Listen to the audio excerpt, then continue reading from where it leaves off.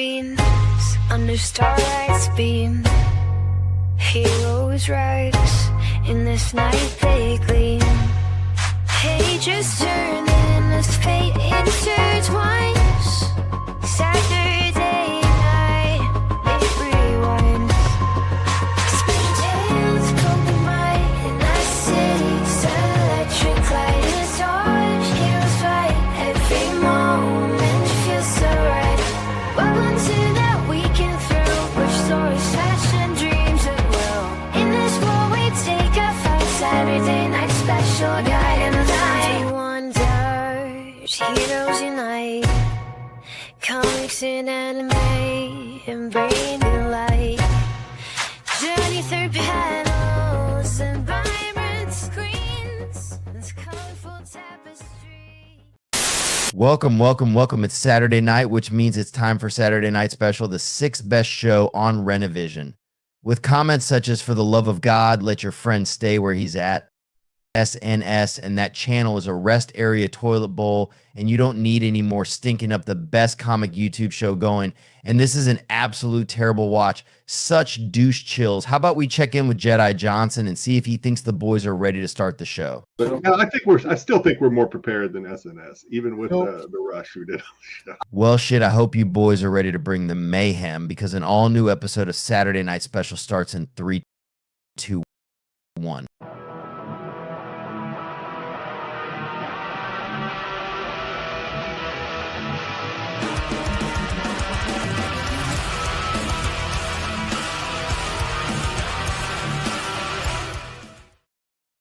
Oh, welcome. You are locked into the only Saturday night pop culture, comic, anime podcast you need to fill all your orifices. I think we got a great show for you tonight. As always, we've got anime, we've got news, we've got best and worst covers of the week, backed by popular demand because it was so nice. Why not do it twice? I've gotten a lot of requests for it. We're going to do another round of lowered expectations. And of course, we got misconnections, all that and so much more. And Styx decided to show up. Oh my goodness, it's Styx. He's wearing noise canceling headphones. His internet What's does up, guys? that for him. Hey, can you hear us? Hope you guys are having a great Saturday night. What's up, Yeah. Styx, Sam? What's new, boys? Much.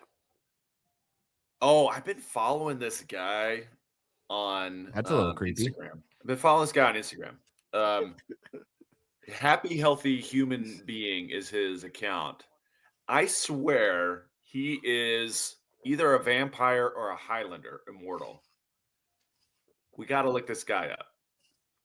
Happy Healthy one happy healthy human being or something like that. Happy Healthy Human Being. He's but definitely a vampire. Every post is just him saying, "I feel happy, I feel healthy, I'm a human being." And the first comment is always 2 truths and a lie. Because the dude looks like a vampire. He definitely does not look like a human being. He may be happy, he may be healthy, but he looks like a vampire. All right. I just want to get your guys' take on it. He's been like classing it up, so we got to go to kind of the older stuff. But It's a pretty long Instagram tag. Happy healthy human being. I don't think it's the same thing. Do vampires What? love boners? I don't know. What this sounds like a setup for a joke. Yes, no, I don't know. I don't know the answer to that. Is it? It's happy, healthy human being. Yeah, something like that.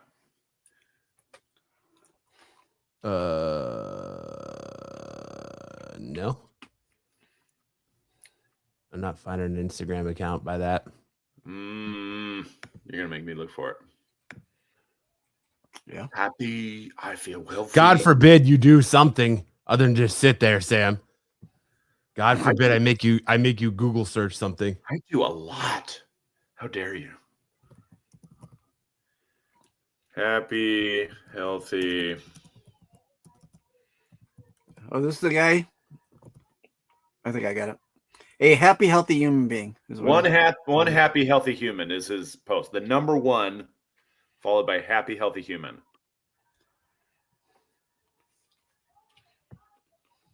Okay. Okay, I got him. You sure about that? You sure? You sure about that? Did you rub my lap? Are you sure about that? He doesn't have that many posts. Maybe he does. Yeah, I'm just on video. I mean, it's all the same thing. It's him standing in front of some British scenery. Yeah. Okay. And then he starts out with like a neutral expression, and then he slowly, like, a smile crawls across his face. Oh, I feel. Yes, look at this. Tell me he's not like a vampire from like Sherlock Holmes. I feel happy. I feel healthy. Sherlock Holmes. I'm a human being. Look at that. Look at that. It's like, okay, hang on. Hang on. And then you got the truth lie meter right there in the. I feel happy. I feel healthy. I'm a human being. If you say so, pal. And the creepy part is the way he says human being. Right. Yeah.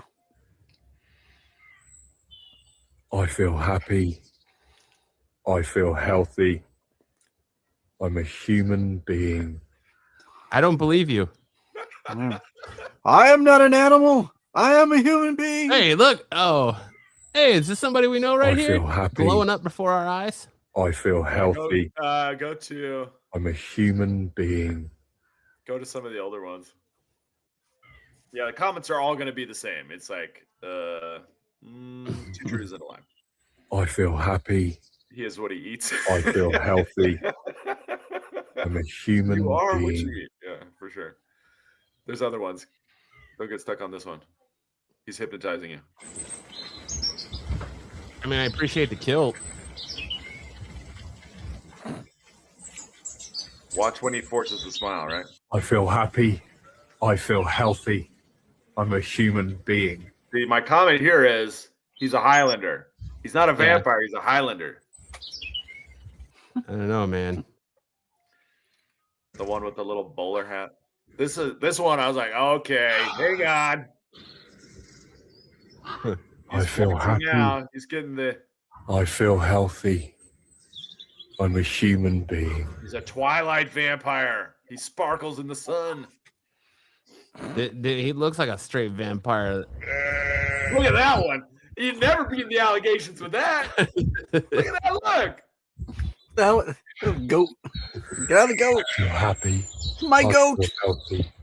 I'm a human being. I don't believe it. I don't believe it. Nobody believes he's a human being. Yeah, I mean, this one here looks like he walked right out of the Third Reich. Scotland Yard. I feel happy. I feel healthy. I'm a human being. If you say so, pal. I don't know. I'm not convinced. I don't know who he's trying to convince, us I'm or not him. convinced. The more he says it, the less I'm Right. convinced. Oh, look at the one in the dark. The very first one right there.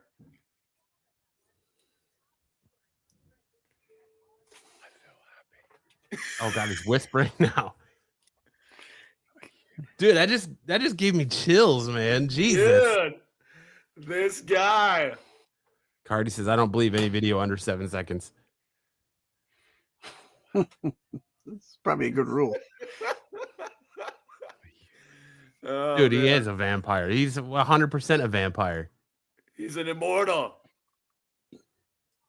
ASMR Maybe that's guy. all he can say. Maybe he's like, ASMR vampire. yeah. Maybe he took some sort of like shot to the dome, and that's all he can say is, "I'm a happy, healthy human." Like the Like, ones I where am he, Groot. like, he comes in and then he like slow like this. He looks very dapper right here. Slow smile. I feel happy. I feel healthy. I'm a human being. I You like, know who why are you you gotta trying to say that convince? every time, bro. You don't gotta say it every time. Yikes. So this guy has been mesmerizing my Instagram feed, but then also Punch the Monkey. You guys seen Punch the Monkey? I've not seen Punch the Monkey. This little baby monkey who's rejected by. He's either like orphaned, and they tried to put him with a group of other monkeys in the zoo, but they didn't accept him at first. So he's like dragging around this stuffed monkey that he cuddles with to keep him from falling into a deep depression and dying. But that's another one. Those are the two things. You got a nice mixture of completely fucking batshit creepy and huggably cute. Yeah. It's kind of tugging at your heartstrings to see this little monkey carry his stuffed monkey toy around. It's bigger than he is. So it's two extremes. What the hell did I just watch? And what a cute monkey. Yeah. I feel happy. I feel healthy. I'm gonna frickin' suck your blood. Yeah. And then he's just gonna do an Instagram live one day, and you're gonna watch his sacrifice. And he phases through the wall behind me. Like, what the frick? Whoa! I feel happy. I feel healthy. I'm a human being. Yeah, like heck you are, dude. All right. Well, before we get started tonight, let's say what's up to the chat. What's up, GT Geek Comics with the high and the thumbs up. Welcome to the new member, Molly32. Welcome to the Renovision family. Welcome. Ed says, "Hey kids," and Sam, what's up, Ed? Hope you're having a great night. It's Sam. Carde West says, "Do vampires love boners? Who knows?" Sam helped Matt out with the spelling. Yep, that's a stiff question. Tyson says, "Good evening, fellas." TK working ad during live video. Sorry, TK, but that's how Pete's got to make his money, right? That's how we get the Renovision bills paid. Yeah, I agree. Fluffy guy says ASMR vampire. Yeah, probably. Luke says, "I feel pretty, oh so pretty and gay." And gay. That's a song lyric. Oh, I'm aware. I'm just not. I don't sing. I don't claim to be a singer, and so I'm going to leave the singer up to the professionals down below me. Whoa. So that's not even our warm up. The vampire guy's not even our warm up. If I need singing, I leave it down to you. If I need absolute crickets, I go to Sticks. That's not even our warm up. We still have more warm up. It's like, "Hey Sticks, what did you do today?" Solid answer. Solid Sticks right there. All right. Speaking of warm up, let's get into it. Sam, warm us up. Oh my gosh, Waffle House is back. Waffle House is back. This is the kind of treatment you're hoping for when you go to Waffle House, and this guy's suing over it. A Nashville man trying to order a hash brown bowl at an area Waffle House claims he was instead hit in the face with bear spray, taken to the ground with a stun gun, immobilized with plastic zip ties, following a confrontation with the cook that went off the rails. Yeah, you don't. So it sounds like a regular trip to Waffle House. Every trip to Waffle House. Gregory Lynn Hall, 62, says he was assaulted by a riot gear-clad security guard at the restaurant after getting in the middle of an argument between the cook and a server, who turned out to be the cook's wife, according to the six-figure lawsuit obtained by the Independent. It's a family affair, right? You can even have domestics at the Waffle House. In his complaint, Hall, who was hospitalized following the altercation. I mean, bear spray is pretty nasty stuff, so he needed to go to the hospital. He calls the security guard's actions unjustified, excessive, and malicious, alleging he sought to embarrass and humiliate him. The guard had no reason to confront Mr. Hall with riot gear just because he was trying to order food at the window, says the complaint, which blames the cook for sparking the encounter. However, in a response filed in court on Tuesday, Waffle House attorneys fired back at Hall, arguing that he contributed significantly to the situation because he showed up at the Waffle House. He showed up.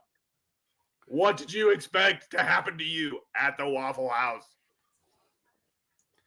Good service, great food, a little bit of bear mace. You sit back, you enjoy the show, you don't get involved. Don't Don't pester their performers. Enjoy the show. Don't be part of the show. Yeah, don't climb on stage, pal. Don't climb on stage. Got any pepper spray I can put on my waffles, please? Yeah. This is a little bland. Do you think I could get a little spice on my waffles? on my Spice it eggs? up. Got the bear stuff. A couple squirts of bear mace should do it. Little spritz. A little spice for my eggs. They're a little bland. Spritz it up for me. I want to know what Gregory Lynn Hall looks like. Because I have theories. I bet he looks like Tiger King. I bet he looks like you think Tiger King? Yeah. Yeah, I was gonna say he probably looks like Styx, but a little bit more deranged, where he's got like no hair at the top of his head because it looks like his head's been singed in a house fire, and then he's got the Costanza going around the backside, maybe a little bit of a skullet. Skullet. You know, I mean, he's Nashville. He's definitely wearing cutoff jean shorts. Think that Harry. are loose. Think Harry's head after being burned by Kevin in Home Alone, except instead of a hat, it's just his hair. And chemical burns instead of from the bear spray. Yeah, and chemical burns to his eyes from the bear spray. This is the opposite of a happy, healthy human being. Actually human, but not happy or healthy. What it doesn't say is he was actually arrested because this is his fetish. Being bear maced is his fetish, so he whipped it out and started beating it right there in the Waffle House. Yeah, I like being bear maced, stunned, and zip tied. This is my kink.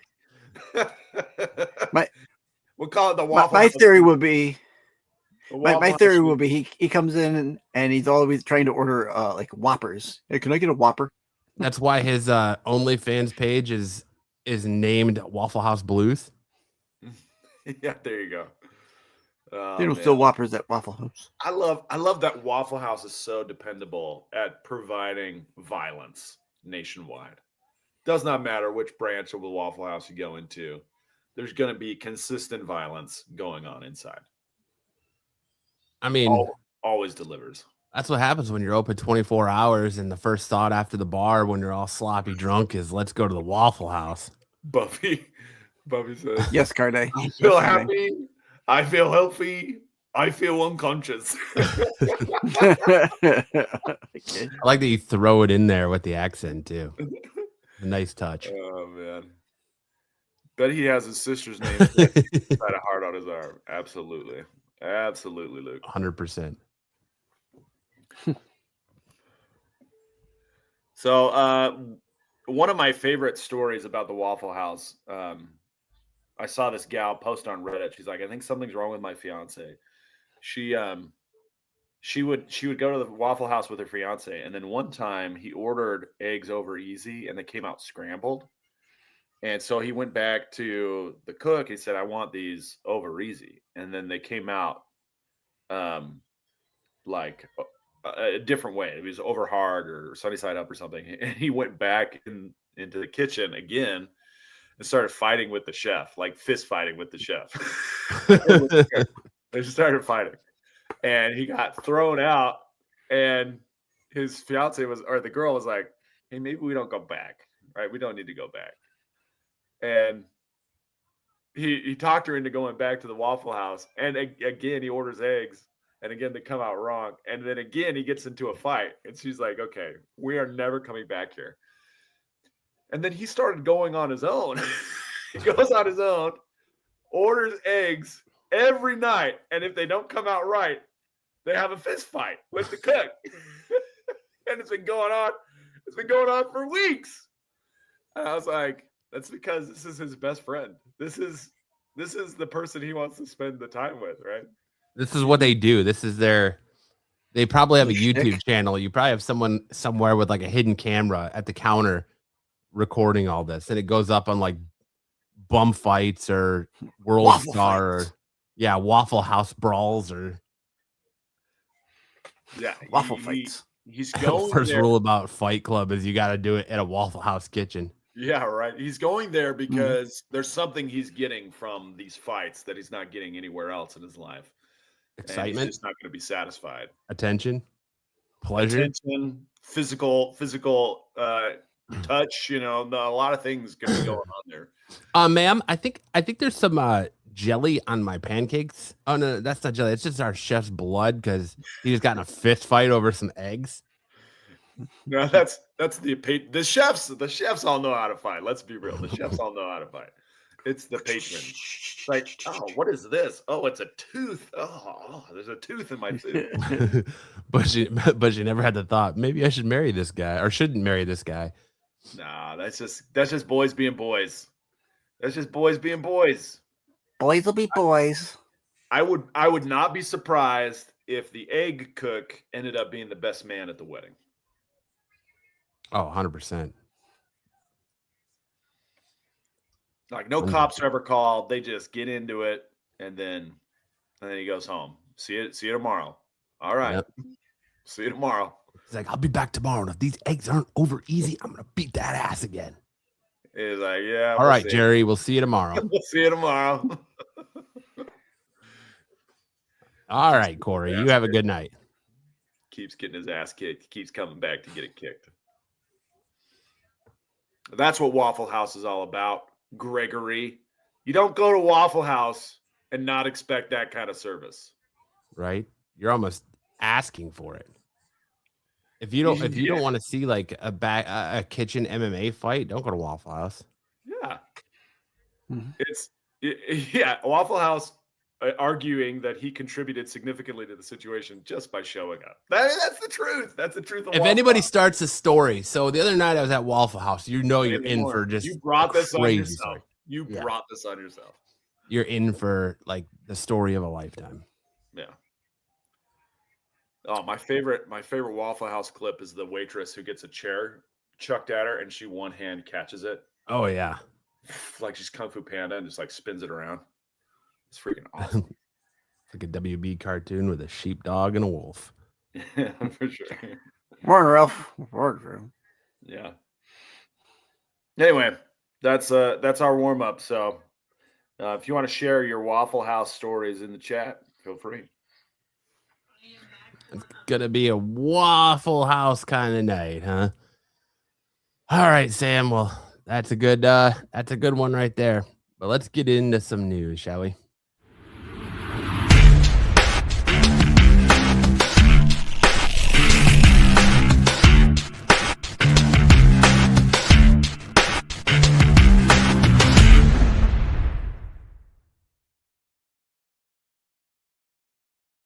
All right, I think we got some big news for you this week. As everyone knows, ComicsPRO took over the last couple of days. So we got a bunch of news coming out of that. Starting off with from the Reborn Ultimate Impact, we're going to get a brand new Black Wonder Man later this year. As a reminder, we don't believe this is Simon Williams. Instead, it's likely a new character who gains Wonder Man's powers via an origin box. He could be the ultimate Simon transplanted to Earth 616, but that is very much to be determined. Wonder Man premiered on Disney Plus last month to glowing reviews. If one thing has become clear since then, it's that MCU fans want to see more Simon Williams and Trevor Slattery moving forward. Marvel Studios made some big changes to the character during his journey from pages to screen. In the comics, Simon is given powers by Baron Zemo and tasked with taking out the Avengers. He eventually sees the error of his ways, and while Wonder Man has flirted with villainy over the years, he's become a mainstay in the superhero team. His brain patterns were even used as a basis for Vision. What's the deal with this new Wonder Man? We don't know. He was shown at ComicsPRO attendees alongside other new characters. Holocaust, chances are that that's right. Can we rewind the tape? Let's check that pronunciation. Yeah. But Holocaust. Okay, he looks just like Michael B. Jordan. Hostilkus. Yeah, I know. I just said Holocaust on purpose. Okay, yeah, Hostilkus. Chances are they'll both get these powers after being exposed to the origin boxes that Miles Morales brought back from the Ultimate Universe. It's not clear what is the means of the original Wonder Man, but it could be the end of the line for him. When Marvel Comics introduces a black Nick Fury, he was revealed as Nick Fury Jr., the son of the original version, who was later turned into a villain before vanishing. The weird thing there is that Samuel L. Jackson's Nick was actually based on this lookalike in the alternate reality Ultimate series. So there you go. Looks like they're going to try and rebuild the Ultimate Universe backwards and from the movies. He looks just like Michael B. Jordan's Killmonger. He does look like Michael B. Jordan's Killmonger. He does. Maybe it is. I don't think it is. But more Wonder Man on the way for everyone if you're excited for that. Great. A Venom animated movie is officially moving forward from Final Destination directors, and Tom Hardy is reportedly involved. Love or hate the franchise, there's no denying that Sony Pictures' Venom trilogy was hugely successful. While the movies never received much love from critics, each installment also made less than its predecessor at the box office. The Lethal Protector grossed $1.8 billion combined across 3 Spider-Man-less solo outings. That's not a character likely to be left on the shelf for long. There had been some talks for Venom 4 evolving into an Agent Venom movie, but after Kraven the Hunter bombed, the studio put all of its live-action Marvel adaptations on hold. Now, though, Eddie Brock is on his way back to the big screen in an animated Venom feature. Venom star Tom Hardy is understood to be involved in some capacity as well. However, it is unclear whether he would produce or even return to voice Venom as well. If Hardy does reprise the role, then this movie may be set in the same world as his previous appearances as Eddie. Still, the trades continue caution that while this animated take on the Venom is officially happening, it's still early days and only and likely years away due to the lengthy animation process. Levitsky and Stein are also busy developing a new Gremlins movie. It's been widely reported that Marvel Studios has its own plans for the Venom symbiote, with Mac Gargan, the Scorpion, eventually becoming the MCU Venom, something there's a precedent for in the comics. As much fun as it would be to see the Spider-Man franchise take on Eddie after a brand new day, it's not overly likely. Mm-hmm.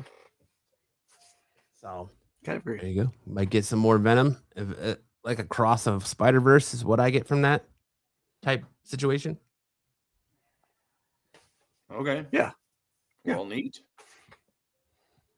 Again, Sony animation is doing gangbusters, so they're really leaning into that right now.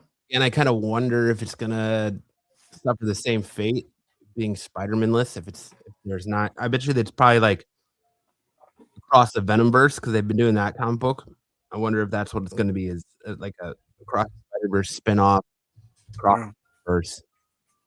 And they're going to get different versions of Venom. But there's that. More news. Jay and Silent Bob, Jay's of Futures Past, is the Marvel comic crossover you never expected to see. Yes, this is a real crossover. In June, Jay and Silent Bob team up with Marvel's most iconic heroes in Jay and Silent Bob, Jay's of Futures Past, a one-shot written by Kevin Smith and illustrated by Giuseppe Camacoli. Now, the moment he and fans have been waiting decades for finally arrives as his most beloved creations, Jay and Silent Bob, enter the Marvel Universe in a multiverse-shattering one-shot. The duo will go on a wild trip across the Marvel mythos, teaming up with its greatest heroes against Dr. Doom in an adventure that, according to Marvel Comics, blends their iconic slacker humor with superhero storylines. Addressing the lead up to this unexpected event, Smith shared, from the moment in Mallrats when they made the very first reference to Wolverine in cinema history, I've always wanted Jay and Silent Bob to meet their Marvel heroes in a comic book crossover. So much so that I pitched it to Stan the Man himself the day he shot his cameo in the movies way back in 1995. 30 years later, Jay's of Futures Past represents both a love letter to the magic and mayhem of Marvel, as well as a giggle-induced proof that our childhood dreams can still come true, even at the age of 55, the filmmaker added. I'm excited for this. Great. If there's no reference to the things dork being rocked hard or like some of the questions that Brody asks in Stanley and Mallrats, I'll be wildly disappointed. But it's Kevin Smith. There's going to be lots of phallic jokes or penile jokes in it, I'm sure. So I'm absolutely here. Well, let me check something here because I think StreamYard's just being a piece of shit.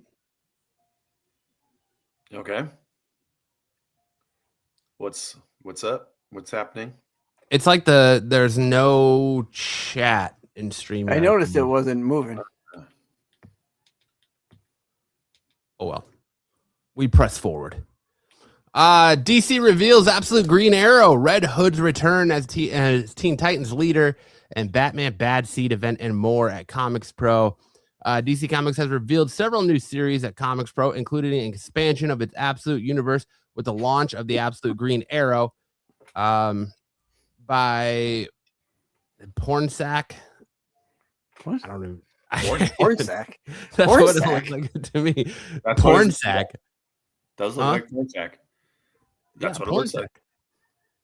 And Raphael Albuquerque releasing May 20th, an Absolute Catwoman by Chi Grayson, Scott Snyder, and Bengal forward following on June 10th. Absolute Green Arrow will reimagine the Emerald Archer's mythos as a dangerous urban horror murder mystery where the only clue is a slew of corrupt billionaires' deaths and the green arrows sticking out of their bodies. An absolute Catwoman, when someone from Selena's past comes knocking at her door, her life comes crashing down around her, and she'll need to get into the bottom of a mystery taking her all around the globe. In the main DC universe, we're getting more next level titles, which I don't know why we're doing a next level, including Barbara Gordon Breakout, which will be in May, and The Dead Man coming in June.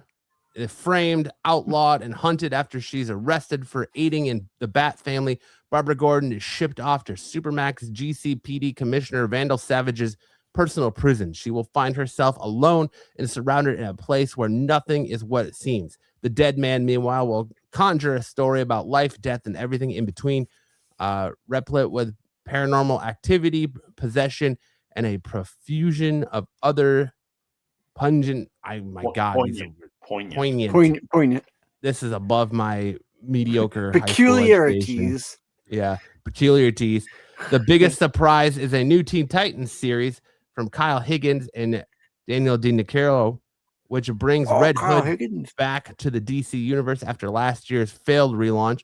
It wasn't failed; it got canceled. Red Hood uncovers a network of missing powered teens and reluctantly joins forces with a new generation of plunged in hyper capable young heroes to find them and expose the lies dividing their world. Finally, DC Comics has announced Bad Seeds, a new Gotham City event as well. Wow. There's a lot going on at DC this year. I'm interested in Absolute Green Arrow right there. Yeah, I'm interested in Absolute Green Arrow for the fact that he's dead.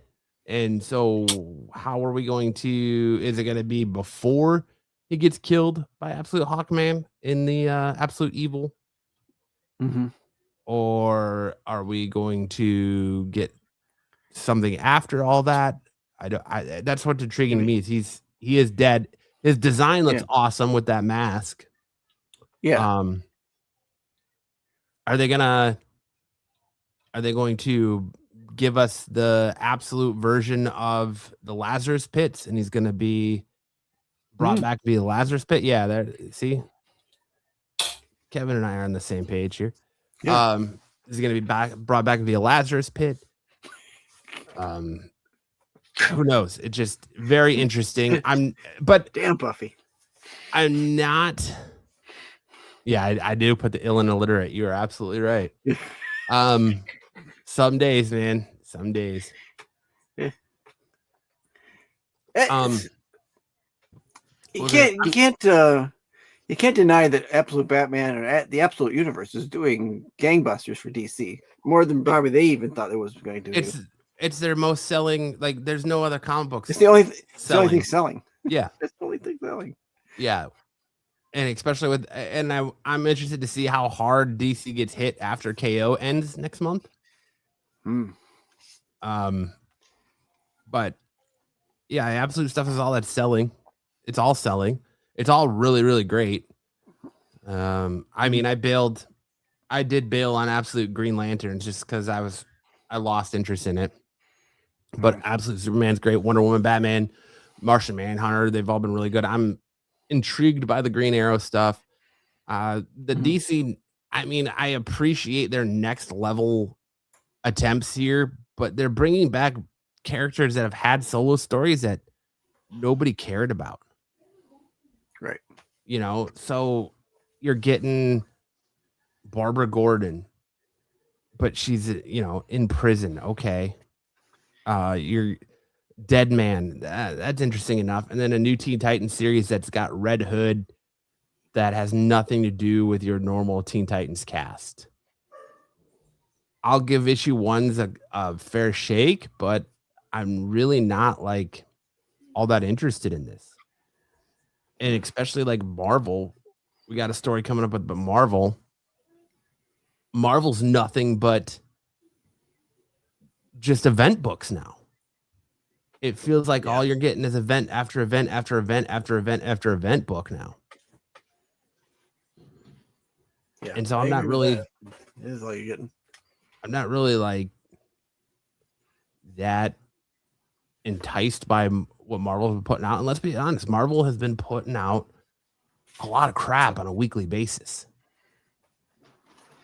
lately. It hasn't. I don't think it's late. I think it's been a long time that they've been doing that. Both companies do that though. They put stuff out that nobody reads and then cancel it and come up with something else, and it's just a cycle of crap. I'm trying to find a picture of the new Teen Titans team for Ed. Because I saw your comment, Ed. I'm not ignoring it. I'm trying to find a picture of the new Teen Titans team for you. I don't know. Nothing really fair shake. Nothing at ComicsPRO that was announced has me like jumping for joy. Like, oh my God, I really gotta read that. I need to go spend my money on that. Mm-hmm. The only thing that's really intriguing to me is Absolute Green Arrow, if I'm being honest. That's it. Here you go, Ed. I found it for you. Let me share thy screen here. Yeah, I mean, how do you feel about it, Sticks? I'm gonna kind of think, if you put up what Luke says there, every time you could throw shit at the wall, and sometimes it'll stick. That's been true for years, though. How often do we get theories, even in the glory days, in the 80s and 90s stuff, there's always something there that's no one wants. Like, who designed? That's what Sam said when he sings Luke. Nobody wants Speedball. Nobody wanted Darkhawk. Yeah. This is always a series of crap that always ends up in what fills your dollar bins. See, I like Flatline, but I thought Flatline was having a thing with Damian Wayne. So wouldn't it make more sense that she's part of a Damian Wayne led Teen Titans team? And instead we're going back to Jason Todd, like a Red Hood led Titans team. I don't know. I just think they're trying to do so much with Jason that it's just not, it doesn't work for me. Tyson said, Sam, Ed's coming for you early tonight. Well, that's how we do. That's how Ed do. Me and Ed, that's how we are. We're like Waffle House. Ed shows up, I beat his ass, and he comes back for more the next night. That's just how we are. We're like Waffle House cook and egg customer. But Fighting in the back. let me know in the comment section if there's anything from ComicsPRO you're excited for. If there's something I should be excited for that I'm not. Try to change my Book mind again. screams tax write-off. Yeah, Right. It probably does. So Right. It's, you know, DC does these reboots all the time, but every time they do the reboot, it seems like they're just pulling out the same crappy characters that they've always done. I mean, you're always going to get the Superman. You're always going to get Batman. You're always get Wonder Woman. But then they start pulling out characters that well, and they have no always do this need for a relaunch. series. This relaunch shit. When they relaunched, what was after the New 52? What did they call it? I can't remember the initiative they did after Rebirth. When they launched Rebirth, they were like, "Oh well, we're going back to $2.99. We're gonna be $2.99 per book, and we're gonna cut back and reduce the number of weekly or of titles that we release." So yeah, of course you're gonna have your Trinity, have your Batman, you're gonna have your Superman, you're gonna have your Wonder Woman, you're gonna have your Flash, your mainline titles. But that was their whole thing, is you were like, "Oh well, we're not going to overreach and go with these titles nobody cares about." But yeah, somewhere along the line, we're back up to $4.99 a book, and we're with like 16 different Superman titles, 16 different Batman titles. You know, you got there's just stuff nobody cares about. They're launching a Lobo series. Now, you know, they had Red Hood that was canceled after one issue, but that was because of controversy and right. And now, you know, books. I see all day people looking at FOC going, "Please tell me this isn't going to be canceled at 10 issues. Oh, this looks like it's going to be canceled at 10 issues." Like, I just don't even know. It really feels like they're throwing shit at the wall and seeing what sticks. It just not. It definitely. It's not working. Would you buy, or do you think it would be good for them to do like anthology books where you have like 4 or 5 character stories in one book or something like that, and you know, maybe have that? I mean, they've done it before.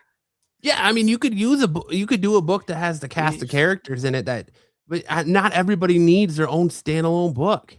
No, and why do we have to have two different Batgirl books? One that's following Barbara Gordon and one that's following Cassie Kane. Why do we have to have, you know, a Harley and Ivy book, but also have Harley have a standalone title on top of a Birds of Prey title? Like, why? We don't need all that. I mean, how many times do we say that for like Batman and Spider-Man? We don't need 6 Spider-Man books out at the same time. I agree with that too. You don't need that many.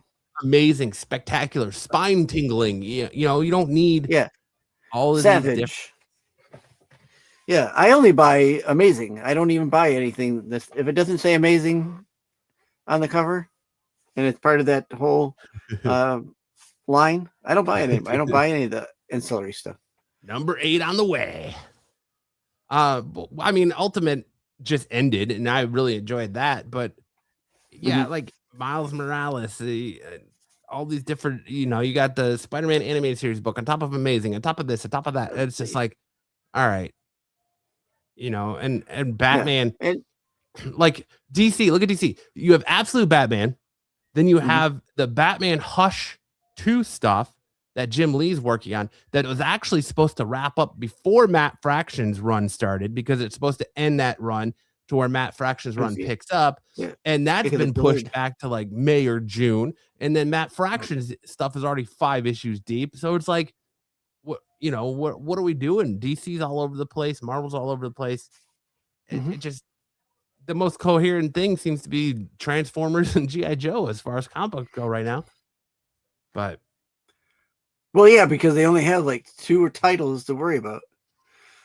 And Marvel's over here like, oh, well, Marvel's ass backwards. They're like, oh, we're going to end the only books that are selling for us in our Absolute line. And we're going to go ahead and just end that and give you some other other event book. It's like, okay, whatever, dude. You know, I don't know what the hell you're doing. Matt, stop talking. I'm trying to pay attention to Sam. Sorry, Ed. Sam looks like I'll fill you guys in later. Yeah, Sam's getting some good tea over there, it looks like. Look, he's got his Keep little going, earpiece keep in like going, breaking news. Beep, beep, beep, beep, beep, beep, beep, beep, beep. Now All for right. Muppet Newsflash. Luke Cage. Luke Cage star Mike Coulter confirms talks with Marvel to return for MCU debut. Both Mike Coulter, Luke Cage, and Finn Jones, Danny Rand, Iron Fist, confirmed that they were in the Big Apple via the representative social media accounts when the second season of Daredevil Born Again was filming last year, leading to speculation that the Heroes for a Hire might be setting up and making their MCU debut. Coulter would later share a more direct hint that he may be set to reprise his Netflix role by posting an image of his character to his Instagram stories, and the actor has now left little doubt that he'll be back at some point. He says, look, I mean, here's the thing. I've been in talks to Marvel and Jessica Jones back, and there's a lot of story left to tell. And I just think that it'd be a shame for me to not to pop back up. Coulter tells the Direct. When asked directly if he had some unfinished business with Cage, Coulter responded, yeah, absolutely. When I first finished filming Luke Cage, I was short of ready to go to do other things. And so as an actor, I'm just looking for something that's different and something interesting and something that I can just sink my teeth into. That scares me a little bit and something that comes out of left field a little bit. Kristen Ritter will indeed be back as Jessica Jones, so it only makes sense that the man without fear, Charlie Cox, would enlist more of his fellow Defenders for backup. If we had to hazard a guess, we'd say Cage might show up in season 2 final, setting up a much bigger season 3 presence. After Mayor Wilson Fisk, Vincent D'Onofrio declared martial law with the help of an anti-vigilante task force in the season 1 final, Matt Murdock decides to fight back by assembling a team of his own. The lineup was lacking a bit of muscle, but the trio of Jones, Cage, and Rand would serve as quite the equalizer. Which other characters will ultimately make up Murdoch's army remains to be seen, but based on what we've heard, there are going to be more superpowered heroes joining the fray in season 2 than you might expect. Wow, that's great. I really like the Luke Cage series. I'd be really excited for that to come back. Brucifer pushes the prices like some asshole pricing fixing dork in White Skies. Yeah. Well, dork and White Skies are hot right now. Ultimate has been ending for 2 years. Yes, it has. But the final issue of Ultimate Spider-Man came out this week. So it's donezo. Well, very good. What's the hot goth, Sam? Okay, Ed was actually like right on the money. My wife's not pregnant, but we watched this little boy for a friend of ours. His mom is basically in lockup. And like we've been watching her kids for probably off and on for the last 4 or 5 years, and it's something that my wife does because she's a stay-at-home mom, and so this is kind of how she feels like she can help out friends and also bring in money. And they moved away. They moved to Georgia, or they moved to like back east somewhere because she got married to somebody new. And so she has 3 kids by one guy, and then this little boy who's like half Mexican. That's the one that we watch. The little half Mexican kid's the one we watch. And then she married this other guy. And then while she was gone, she got locked up because her new husband like went off the rails. And I don't even know the details, but it was a total domestic violence situation. He got locked up. She also got locked up. Kids all got taken away. The 3 older kids are now living with their dad in Georgia. And then the little boy that we're watching now lives with his grandma here in Arizona. And he's been through a lot. And so he's kind of standoffish when it comes to men. He doesn't really he's just starting to warm up to me. And we've been watching him for probably 2-3 months. He's just starting to warm up to me. He likes us from a distance, but he doesn't want to be like too close. He's like 2 years old. He's not a big kid. Anyway, my wife just came in and told me that lady who's locked up or who's going to be locked up because she's got felony charges against her. She's pregnant. She's 30 weeks pregnant, and they're not Nice. going to let her keep the baby. The child services are not going to let her keep the baby. So that baby's going to come to grandma too, and then we're going to watch that baby too. And I'm like, what? So yeah, Ed, you actually nailed it. We're going to have a baby in our house. It's kind of like having a grandkid, but it's just not. No, it sounds like you might be being set up for adopting 2 more kids. So you might have 9. We might be adopting some kids here, but yeah. Didn't one just move out? No, she moves out in April. She's moving out in April. Well, close enough. How many pork chops do I have to cook? We get the 12-pack of pork chops, and we cook all 12. Get the family pack. And we got a prison girl pen pal segment tonight, asking for a friend. I'll get the prison shotties back for you. We'll get some more prison shots. Right here. Like sands through the hourglass, so are the days of our lives. Mm-hmm. Oh man, and she's just Nikki, my wife, came in to tell me all about it. So I was just like, oh my gosh. And Ed's having a great time. You nailed it, Ed. You read the tea leaves. You knew what was happening. You can see it in my face. My wife is a child psychologist and has been for 30 years. I've heard stories that would make people's heads spin. Oh, I'm sure. I bet. Like the thing about kids is it's just like you just want them to have a stable place so that they can be kids. You know, that's all I want for my kids. Just a place where they can just, you know, do things. I'll show you guys some stuff later on that I'm really excited about my kids doing. So, but not me. I like to bully my kids like they're in middle school and take their lunch money. Oh, is that right? Ed says she's retiring in 14 weeks. Oh my gosh, that's crazy. Well, congratulations to her. Wow. Yeah, so that's the tea. That's the tea that I was sopping up while you guys were going through the news. But is it anime time? Not yet. Oh, okay. Like we were just talking about, more ComicsPRO news. Avengers Armageddon event, like you said, event. This is like the biggest event book. Marvel's all about events. The last year of Marvel Comics storytelling, particularly the events of Ryan North's One World Under Doom and Chip Zdarsky's Captain America, has been leading to a watershed moment in Avengers history. We've known for a while that Armageddon is coming, but the turning point finally arrives this June in Avengers Armageddon, a 5-issue event series from Zdarsky, the superstar writer known for his defining and Eisner-nominated work on Daredevil, and rising star Frank Alpizar.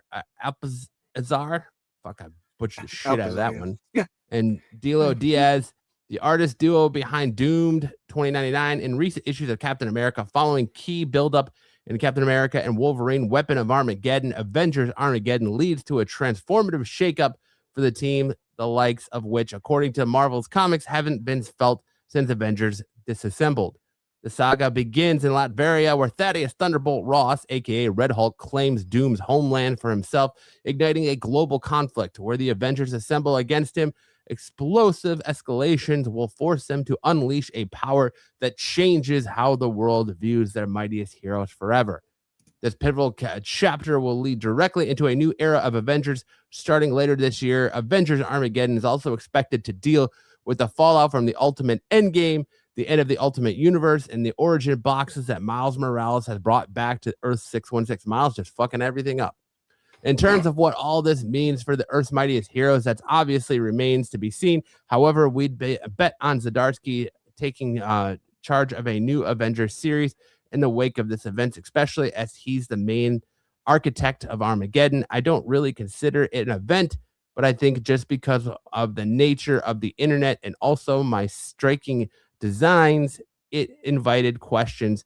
Who is this person in a cape?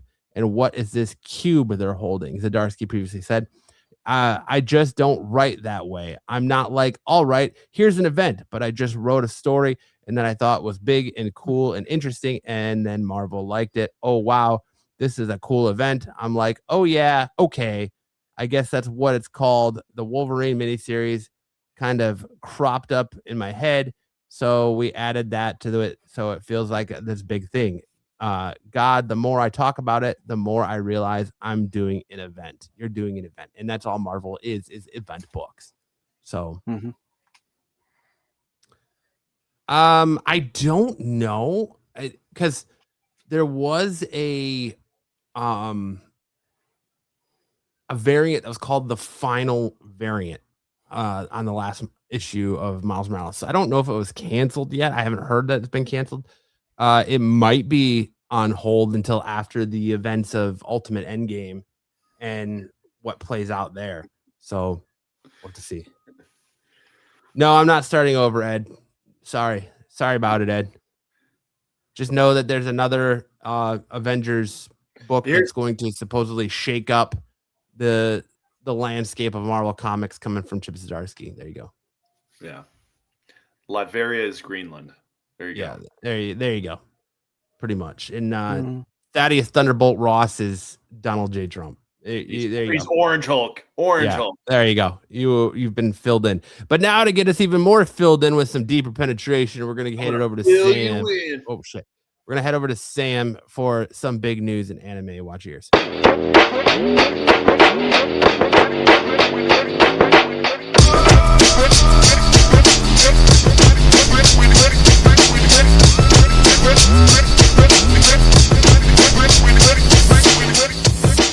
Fuck, that intro is louder than Ed's scream when his wife decides she's going to be doing the pegging this week.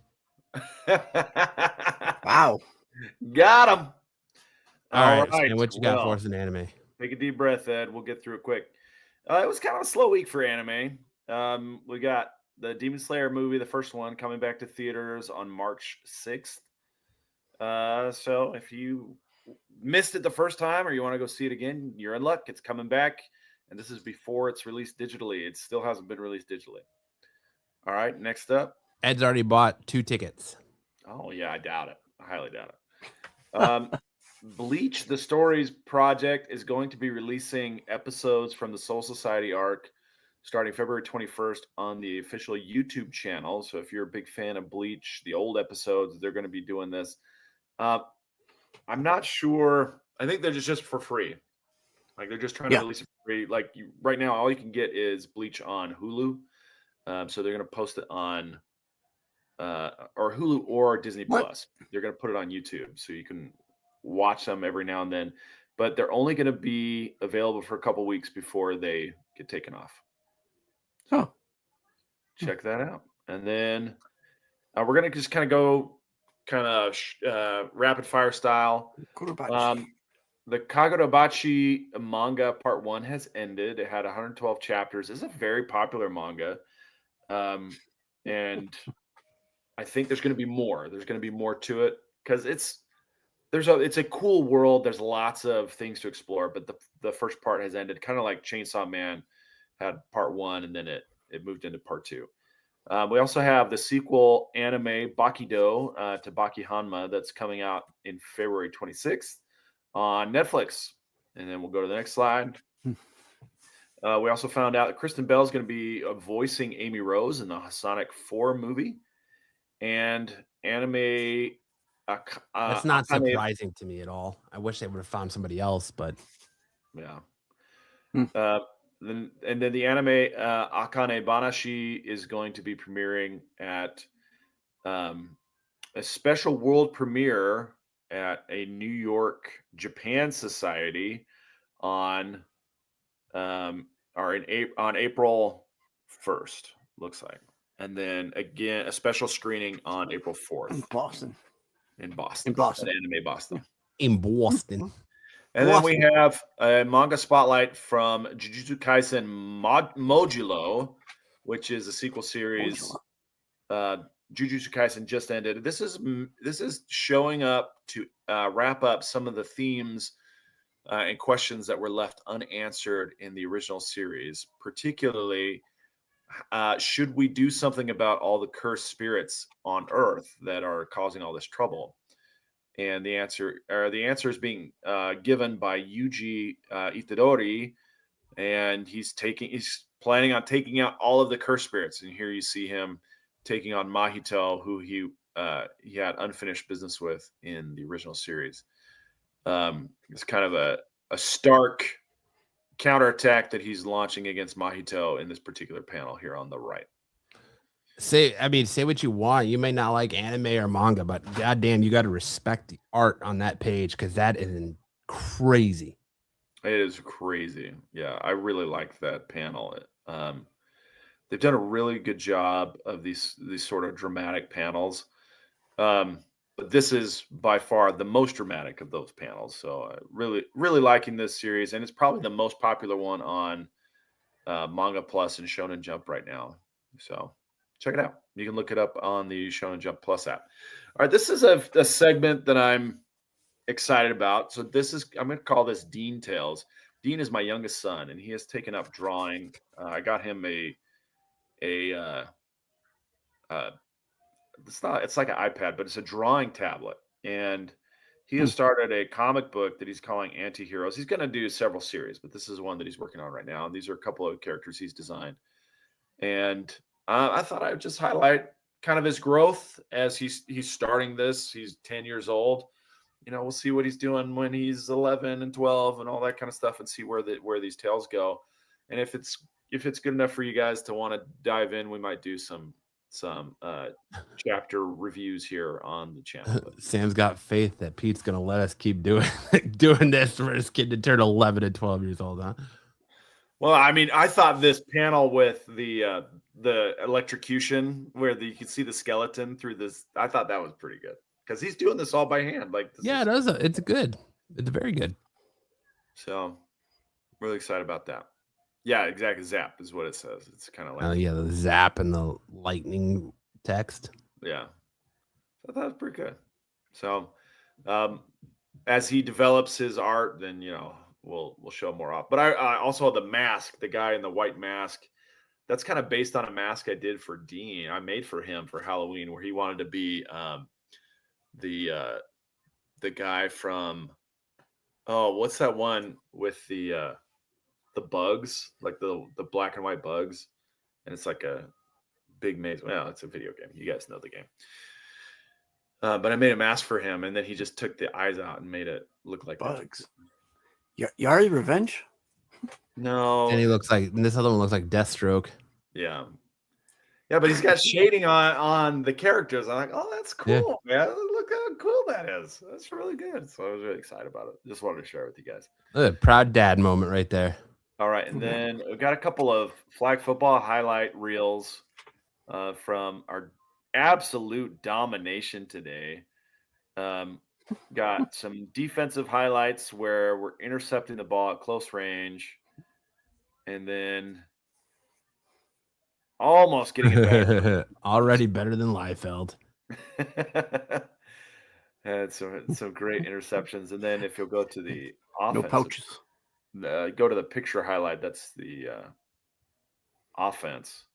We were just scoring like crazy. So we're first place right now, or we're tied for first, and we have a tiebreaker for the seeding in the championship tournament at the end of the season, and it's based on how many more points you score than the other people with the same record. So we finished the season 7-1. There's one other team that finished 7-1, and our point differential to before today, we had scored 15 more points than they had, and so in their game this morning, they scored 42 additional points.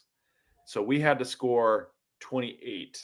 You went out and hung 41 on a team, huh? And we put 41 on them. So we're going to be the number one seed going into the tournament. We had a great day, and next week, hopefully, we have a trophy to show off for everybody. Nice. Mm-hmm. No Fidel, no high fidelity, no Fidel updates. Fidel says he's going to be here in town next week. We'll see if that actually happens. He says things that aren't true all the time. So we'll see. Just ask his wife. Yeah, we'll see. We'll see if he gets here. If he does get here, then hopefully we'll have some new Fidel content, new Fidel highlights to share. Oh yeah, you should get a plethora of new Fidel updates Yeah, if you talk to him. it'll be a blast. All right, now it's time for a mega character matchup. We'll have Sam continue on with this. Last week we found out we're gonna have Adrian Toombs the Vulture versus Kraven the Hunter. Sam, refresh us on Kraven, would you? Well, Craven is just he's pretty much a badass. So he's got 80 out of 100 for intelligence, 60 strength, 65 speed, 70 durability, 75 agility, 80 reflexes, 90 combat skill, which is so high, 85 stamina, 95 stealth, and 85 weapon mastery, and then 95 out of 100 for tactical prep. It's super high. Now let's take a look at the Vulture. Vulture is also a really formidable guy. He's got 80 out of 100 for intelligence, a genius level engineer, designed his own flight harness and energy systems. 55 out of 100 for strength. He's kind of an old dude. He's enhanced by his suit. He can lift about a ton and overpower Spider-Man briefly. His speed is 70 out of 100. He's got high speed aerial movement and can reach 95 to 120 miles an hour in flight. His durability is 60 out of 100. His suit provides impact resistance. He can take falls and blunt force hits. This reminds me of something that I have always wanted to complain about, which is in Spider-Man 2, the movie, when he's fighting Doc Ock. Doc Ock has like super tank ability. Like all he got were the arms, the mechanical arms. But he's taking hits from Spider-Man who can lift a building, right? He can lift a building. And it's like, how's that possible? You're still a dweeb, right? It's not like these arms gave you superhuman strength, but Yeah, but it's also that there's this character flaw. Maybe it's not a flaw, but this character, I'm going to call it a flaw with Spider-Man, that he always seems to fight down to his opponent. So he pulls his punches. Like we technically in the Marvel mythos, we have not seen Spider-Man unleash his full potential yet. Like he pulls his punches and holds back on everybody he fights. So Okay. that's like the biggest drawback to him, because we just got done with a whole story arc about it with Hell's Gate, about how Spider-Man needs to unleash his full potentials to help Hell's Gate and stop pulling his punches. And like that's just the biggest thing he's always been criticized for, is he fights down to his opponent and pulls punches. yeah. Well, that's always something that I've always scratched my head at. Anyway, back to the Vulture. He has 60 out of 100 reflexes, enhanced by a flight harness, but good but not superhuman. His combat skills only 50 out of 100. He's a competent brawler, relies more or less on tech. His stamina is 65 out of 100. He's suit assist endurance, and he can stay airborne for long periods. His energy projection is 40 out of 100. Some of the versions include energy talons or blasts, varies by suit. His stealth is 55 out of 100. His silent flight and high altitude approaches can give him ambush potential. And his tech mastery is his greatest skill. He has 90 out of 100. He can build, repair, and upgrade advanced gear. Now for our scenario. Deep breath. Deep breath. Here we go. The Hunter and the Hawk. I feel happy. I feel healthy. An abandoned industrial. But are you a human being? I'm not. If you can't tell by looking at me, it doesn't help if I say it. Vulture has been stealing high-grade tech from a nearby R&D facility. Kraven, hired by a private client who wants the tech recovered, arrives to hunt the thief. He expects a man, finds a man in the sky. Vulture circles overhead, scanning the area with enhanced optics. Kraven crouches in the shadows, studying his prey. The hunt begins. Vulture opens with a dive bomb attack, talons extended, moving at nearly 100 miles an hour. Kraven barely rolls aside as the concrete cracks under the impact. Vulture fires off razor feather projectiles, energy-enhanced talon strikes, high-speed strafing runs. Runs? What is that? He's taking a dump? What does that mean? Kraven can't match him in the air. He knows it, so he doesn't try. Instead, he studies Vulture's flight pattern, timing, and turning radius. You rely too much on your wings, old bird. And you rely too much on the ground. Craven retreats into the maze of warehouses, forcing Vulture to fly lower to maintain line of sight. This is exactly what Craven wants. He deploys sonic disruptors to destabilize Vulture's flight harness. Where did he get sonic disruptors? He has electrified nets hidden between the buildings. Oh, those are just part of his standard complement, huh? Everyday repertoire. God He's damn got it. smoke bombs to obscure vision, scent masking to avoid thermal tracking. Wait, how does scent masking avoid thermal tracking? That's crazy. Vulture swoops in, but the sonic pulse hits him mid-turn. His flight becomes unstable for a moment, just long enough for Craven to strike. Craven hurls a spear that grazes Vulture's wing pack, damaging his stabilizer. Vulture spirals upward, furious. Realizing Craven is too dangerous to toy with, Vulture switches to lethal intent.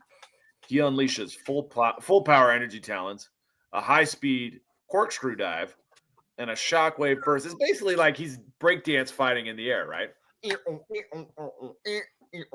Time to turn it up. And a shockwave burst from his wing pack. Craven is battered, cut, and thrown through a wall, but he survives. His enhanced durability and potions keep him in the fight. Vulture thinks he's won, but he hasn't. Vulture swoops low for the finishing strike. That's when Craven springs his final trap. He triggers a camouflage net launcher hidden beneath debris. The net, reinforced with vibranium mesh, fires upward and entangles Vulture mid-flight. Vulture crashes to the ground, wings sparking, suit malfunctioning. Craven is on him instantly. He uses pressure point strikes, the tranquilizer blade, his superior strength and technique. Plus, it's after 6 p.m., and we all know that senior citizens can't fight that late. And Vulture fights back. Sundown. Unless he becomes a sundowner, then he just gets like crazy rage. Come on, man. Vulture fights back, but on the ground, he's outmatched. Craven pins him with a chokehold, ripping the power core from his wing harness. Vulture is defeated. Craven stands over the fallen Vulture. You fly high, Toons, but every bird must land. And when it lands, the hunter waits. He drags Vulture away to collect his bounty. Winner! That's right. Winner. Still Craven. champion! So we find out who takes on Craven the Hunter next time on Dragon Ball Z. Next time on Dragon Ball Z.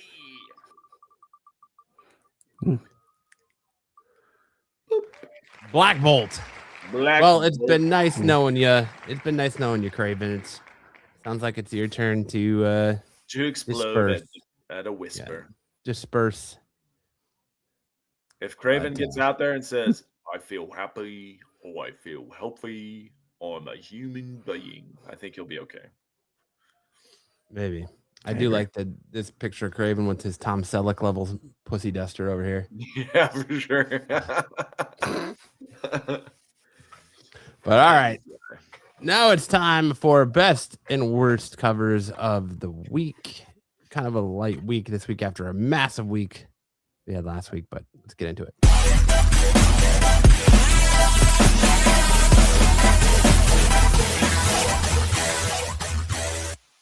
Best and worst covers of the week. Kicking us off, we have this cover C, Dan Hibbs variant on Absolute Martian Manhunter. Not a fan of the little DVD Batman on the tie or the giant hand there. Just a little Is he supposed to be like drips on a windshield? Is that what's... he's melting up. Yeah. You know, he doesn't look too happy. He doesn't look too healthy. And he definitely doesn't look like a human being. No. He's missing all three of those factors, from I can tell. Then we got this cover C, Steve Skrois variant on Detective Comics 1106. This looks like Batman is hitting all these villains with a jumping fart in the air. Definitely, like, Practice you enough. gotta love the attention to the little cheeks, right? The little cheeks. Yeah. He's got the little butt cheeks there.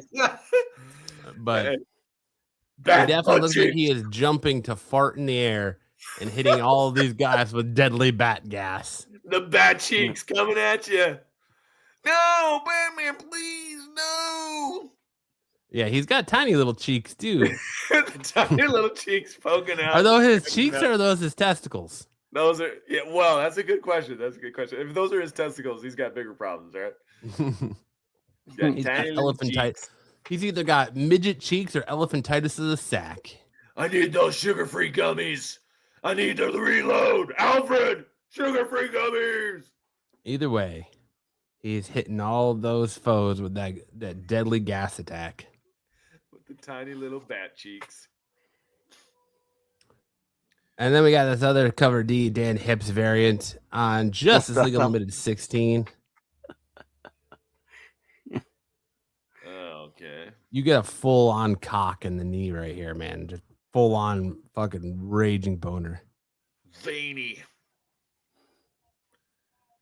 I like how Superman's on the sneakers. Yeah, the Yeah, super right? sneakers are pretty cool. And Batman's on the cup. Yeah. It's Batman on a cup enjoying a drink on a cup. Oh, meta. Very meta.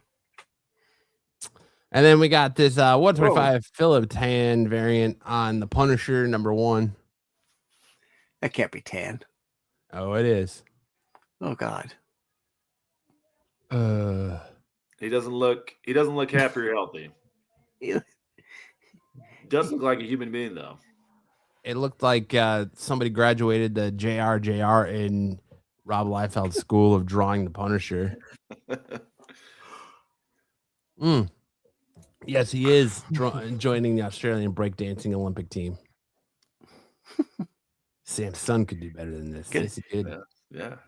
You got to make Punisher look like he's sad. I said sad, not like derpy. He's been up all night. Yeah. Yeah. Just Too much Just Fortnite. found out he's adopting a newborn. We need you to draw the Punisher like he's Corey Feldman if he was cast in What's Eating Gilbert Grape versus Leonardo DiCaprio. Nailed it. We need the Punisher if he went to a Waffle House. Tyson says Punisher just cut off his own cack. He ordered eggs at a Waffle House. Who punishes the Punisher? It's Apparently Philip Tan. It's Vladimir, the Russian egg fry cook at the Waffle House. That's And Ben Affleck as the Punisher. it does look like Ben Affleck. It's Ben Affleck after a weekend with J-Lo. Oof.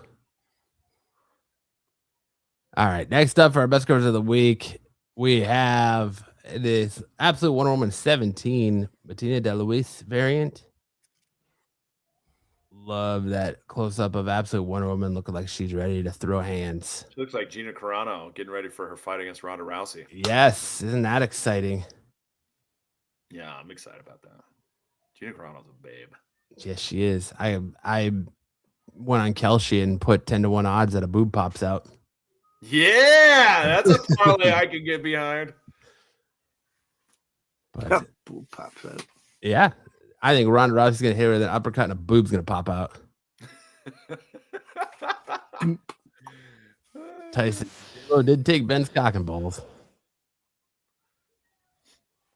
Dilulis?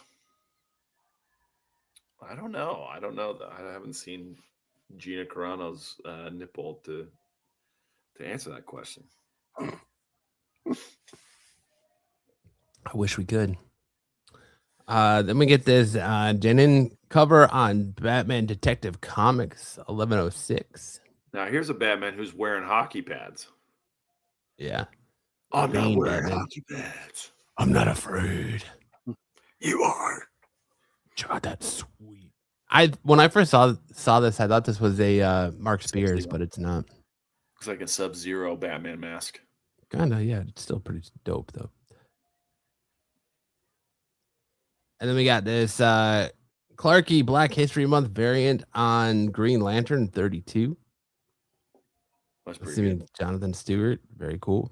It's like he's standing on a glass coffee table. Yeah, it does kind of look like that, huh? And we're looking up. And then we got this Yasmin Pateri Rogue variant for Rogue #2. This is super cool. That's so good.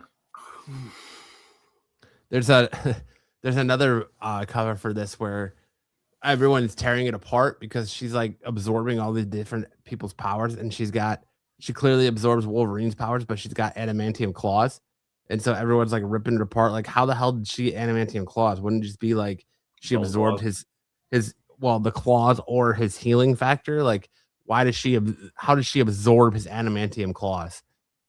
But I thought this was a really cool cover. It's a great question. Maybe they can fix it in post. Fix it post haste. Then we're starting a new event book for Spider-Man. Hey, Marvel event books. Amazing Spider-Man Death Spiral #1. We have this awesome Venom variant here coming for that of the Mary Jane Venom. Mm-hmm. And then we got this cover C and Hawk Lee variant on Harley Quinn 59. Cool guys look away, walk away from explosions, right? Yeah, absolutely. That's right. Really good Harley Quinn there. And then we got this Joshua Sway Swabby variant on Psylocke Ninja #2. Beautiful Psylocke right there. Strong covers. And then we got this Mark Spears Maid Cafe #1 cover. Super cool. This is a good one. Yeah, this is probably one of my favorite Mark Spears covers I've ever seen. Mm-hmm. And then we got this Dan Panosian variant for Predator Bloodshed #1. Panosian killing it lately. And then we have another Dan Panosian on Alice Forever After. It's a lot of mushrooms. That is a lot of shrooms. But great detail there. And this would look good on a canvas pick of the week goes to this Weather Deladura variant on Martian Manhunter #9. Looks straight like it belongs on a canvas. Neat. I like it. Yes. And that's it for best and worst covers of the week. Now we turn our attention to first appearances this week, and the pages of Captain America #7. You got the first full appearance of Alina Von Doom, leader of the Homeland Party and of Salvation. Here's Salvation, and there's Alina Von Doom right there. Are we borrowing you? Are we boring you, Sticks? You need to Sticks take is a nap. Sticks is so far in the past, he's still at the Waffle House segment. And then at Generation X23 #1, you got the first appearance of X66, X73, X74, X92, X99, and X Infinity. And they all are there because, X Infinity? Yeah. Okay. There's all your new What if they were like Infinity X's? X We programs. need Infinity X's. 100's not enough. Let's do Infinity. And then, of course, Wolverine, Weapon of Armageddon #1. You get the first appearance of Tyler, an abducted mutant subject from the defunct Weapon X program. And there he is right there. Code name is X Infinity. What if there was like Infinity X-Men? What if we did Infinity of them? Tyler. They named him Tyler. Mm-hmm. They should name him Kyle. Kyle's a better name than Tyler. This Cool. guy on the cover, though, Yeah. Is that Guile from kind of reminds me of Fire 2? I don't know why, but if you've ever watched Adventure Brothers, Sergeant Hatred, Oh yeah, sure. that's what it reminds me of. Okay. But those are our first appearances of the week. Now we're gonna move into Buy Sticks, you fucking tool. Sit here and yawn and then just fucking absolutely rock I gotta out. go. Right? I'm out. See you guys later. Bloop. My internet's too cool for you. My first appearance of this week, or not first appearance, but recommendation this week, of course, we're gonna go Absolute Batman 17 with our introduction to the absolute Poison Ivy. I like this book a lot. I feel like the Absolute Universe version of Batman feels really raw, dangerous, and is constantly on edge. It makes every moment feel unpredictable. I love the strong character work in this, the Bruce's inner conflicts, emotional isolation that's taking the center stage, the history of Poison Ivy and how they kind of change her a little bit. I don't really like the comparisons they make. They kind of make her feel like Victor Freeze, where instead of where Victor is trying to save his wife, she's out here trying to save her sick mother, who I'm assuming has cancer. They make it feel like cancer. I don't really like all of the jumping around this does, because at one point we start off with her at 10, and then we go to present, and then we're jumping back and forth between her her in the past and the present, and then Bruce in the past and present. It just kind of feels all over the place a little bit.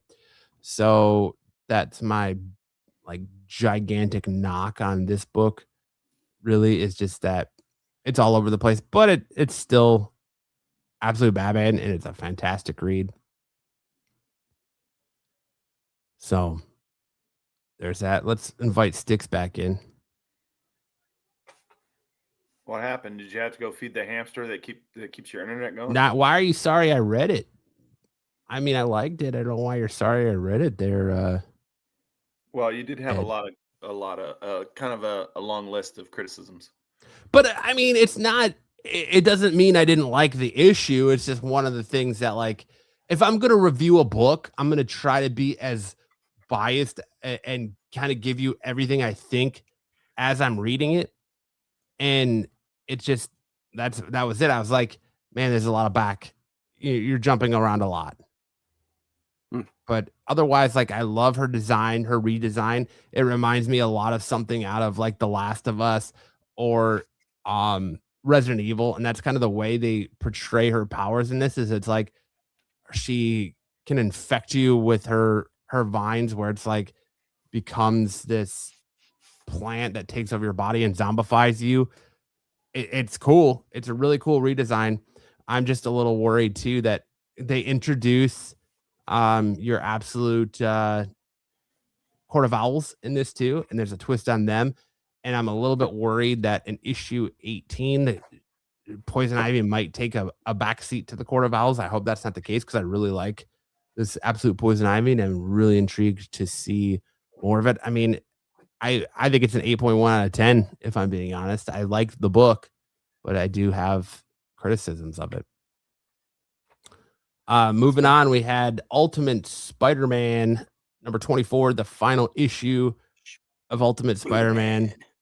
I thought it was really good character work. It wrapped up key character storylines really, really well.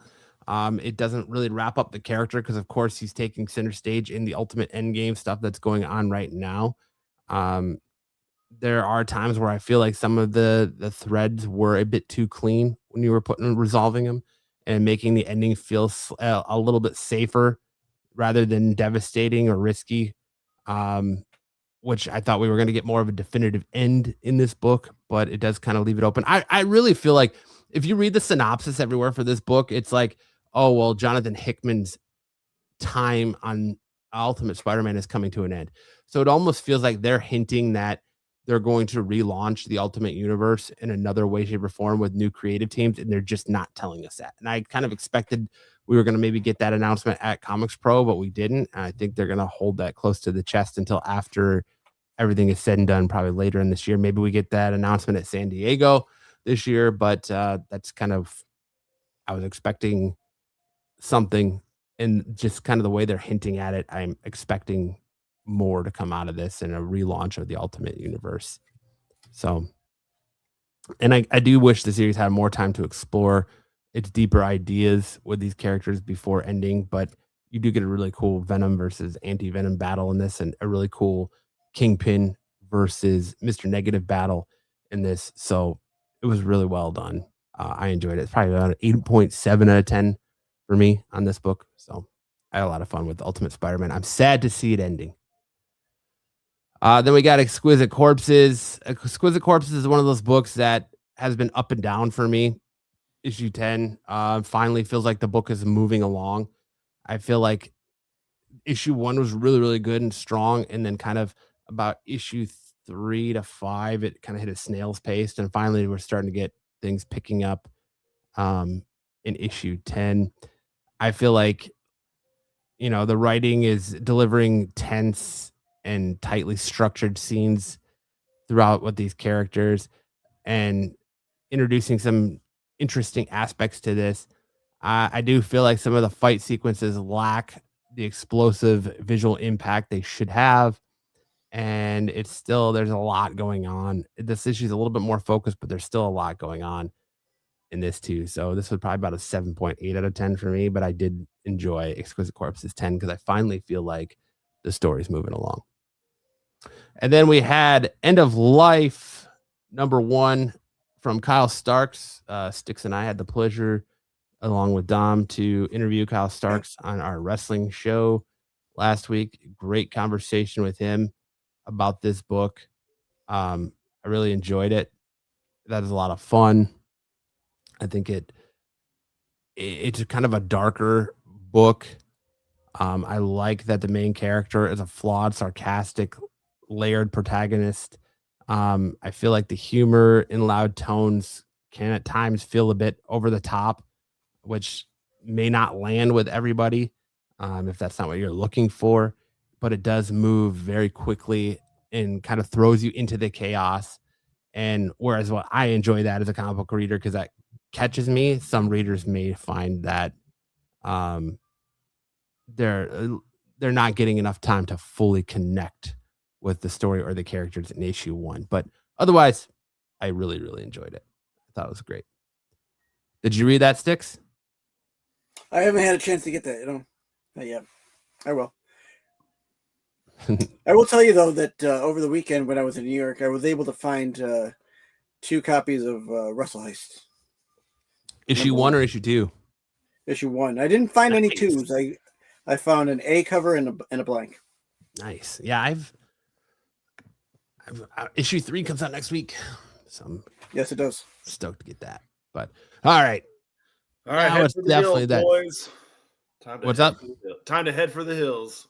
yeah, because we're gonna get. Which song did Sam sing better? Sam, what are our options, or what is your offering to us this week? We got a couple of duets this week. We've got Dilemma by Nelly and Kelly Rowland. And then we've got My Boo by Usher and Alicia Keys. So, Sticks is gonna do the Kelly Rowland part. yeah. Just kidding, Sticks. I think love you and I need you. Nelly, I love you. I do need you. No matter what I do, all I think about is you. Even when I'm with my boo, boy, you know I'm crazy over you. No matter what I do, all I think about is you. Even when I'm with my boo, you know I'm crazy over you. I met this chicken. She just moved up right up the block from me. She got the hots for me, the finest thing my hood done seen. But oh, no. She got a man and a son, though. But that's okay, because I wait for my cue. Just listen, play my position like a shortstop, picking up everything mommy hit. And in no time, I plan to make this one here mine. And that's for sure, because I never been the type to break up a happy home. But there's something about baby girl, just can't leave alone. So tell me, Ma, what's it gonna be? She said, you know what you mean, what you don't know what you mean to me. Have you actually ever heard this song? Yeah, I just did the chorus. The chorus sounded great. It You literally don't sounded like know the what whitest. you mean to It literally sounded like me. the whitest person, like literally like the human embodiment of mayonnaise, just reading the lyrics, and he's never heard the song at all. Oh, come on. That's how rap is. You got to do the little rhythm. You got to go back and forth. There was no rhythm. There was I'm no just thinking rhythm. She moved right up the block from me. She got the hots from me. The finest thing my hood done seen. But oh no, she got a man and a son though. Oh, check it. But that's okay, because come on, that's good. Tyson, I need a drawing of Sam as a jar of mayonnaise stat, please. Okay, well, you're gonna hate this one even more then. Here we go. You're gonna hate the next one. Because of this one I heard for the first time today. Oh my god. Really? Yeah, song? man. Okay, hang on a second. Okay. Isn't this from like the early 2000s and you haven't heard this Usher song till today? Yeah. You're gonna love it. Here we go. There's always that one person that always will have your heart. You never see it coming because you're blinded from the start. Know that you're that one for me. It's clear for everyone to see. Oh, baby. Oh, yeah. You got to rock way to this one. You'll always be my boo. See, I don't know about y'all, but I know about us and it's the only way we know how to rock. I don't know about y'all, but us and it's the only way we know how to rock. Do you remember, girl? I was the one who gave you your first kiss. Because I remember, girl, I was the one who said, put your lips like this. Even before all the fame and people screaming your name. Girl, I was there when you were my baby. Do you want me to keep going? Here we go.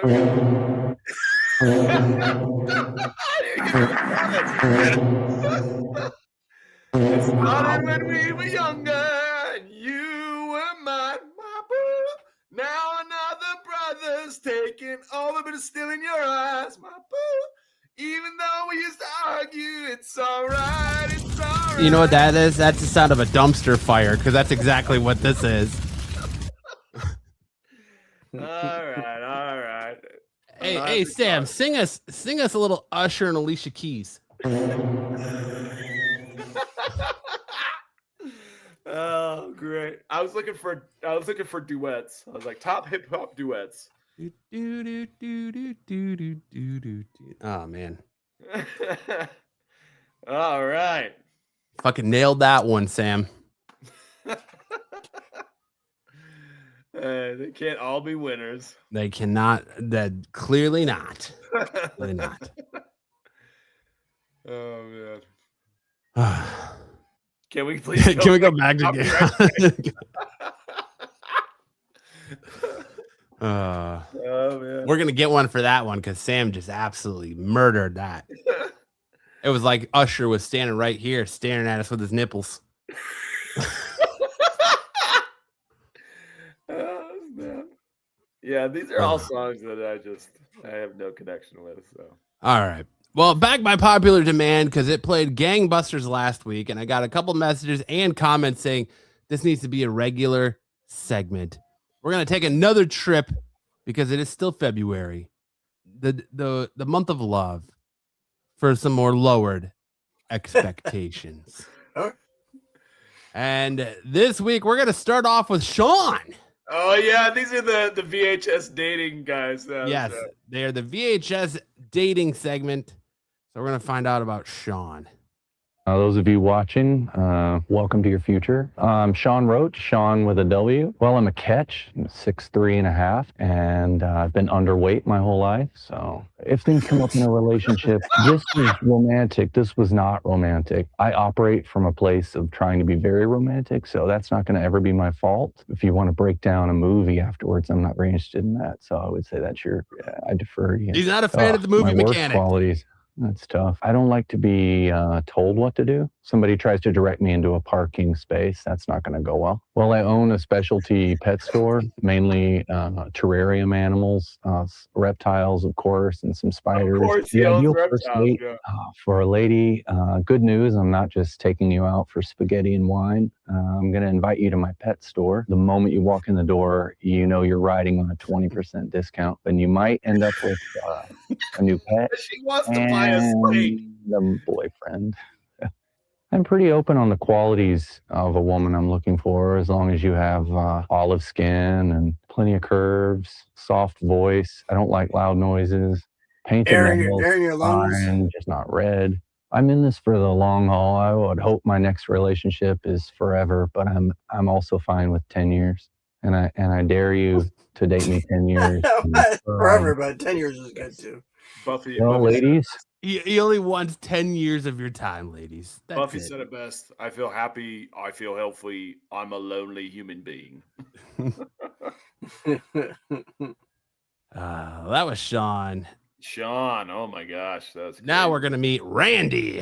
Oh, I love Randy already. I can tell you that. Randy is This is a Randy played by fucking winner. Frank Caliendo.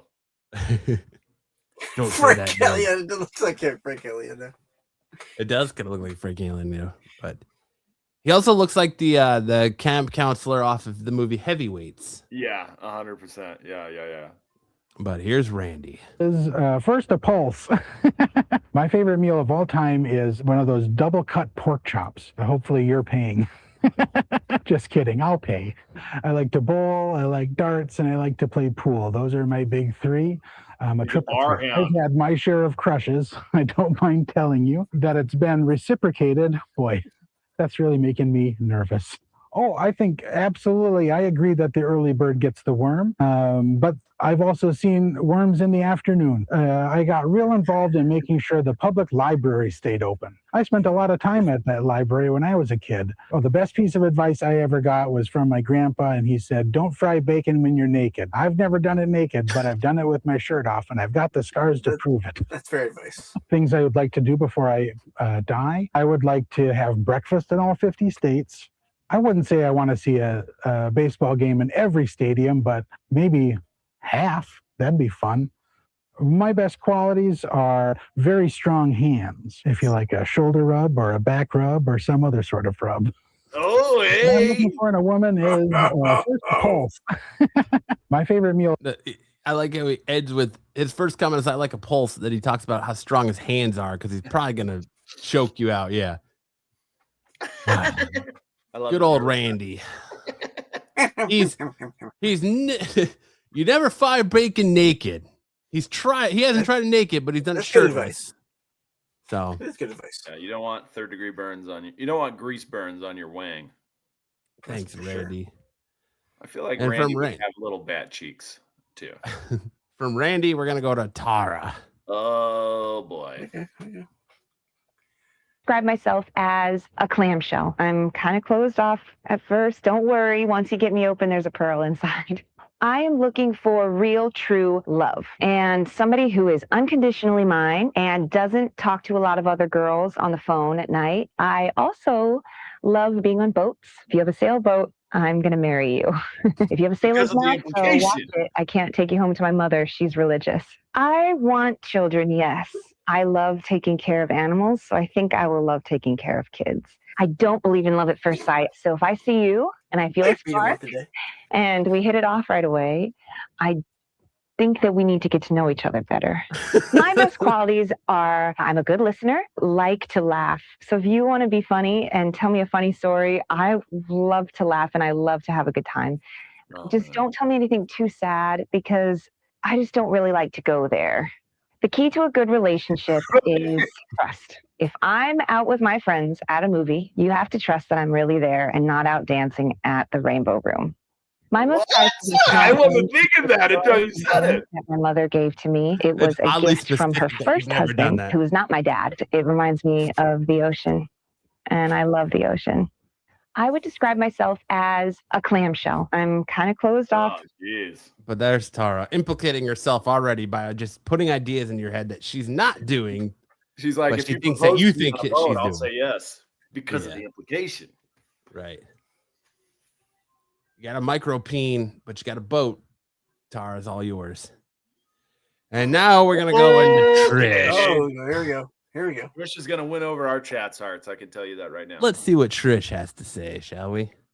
Let's see Trish's tape. I'm good at taking care of things, taking care of other people. Somehow I just always know if something's lost, I know where to look for it, to find it. It's one of my gifts. Big old glasses. I'm looking for a man with compassion and integrity. Nothing too over the top on the first date, just getting to know you. I started playing the alto saxophone when I was in 5th grade. I really wanted to play the drums, but my arms aren't strong enough. Her I arms don't play all aren't the strong time. enough to play the drums.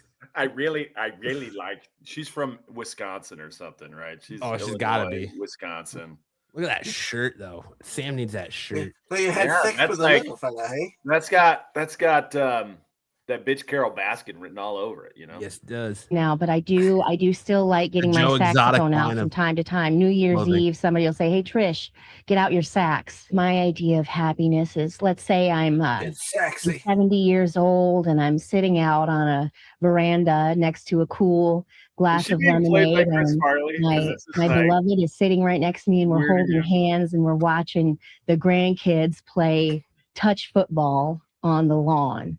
And I say, "Not so rough," and they say, "Yes, Grandma." Not so rough here. And I just think to myself, what a legacy. My name is Trish. I love the camera like panning out the whole time. Yeah. But that was Trish. Wow. And we're gonna leave you with David. It's the guy from Short Circuit.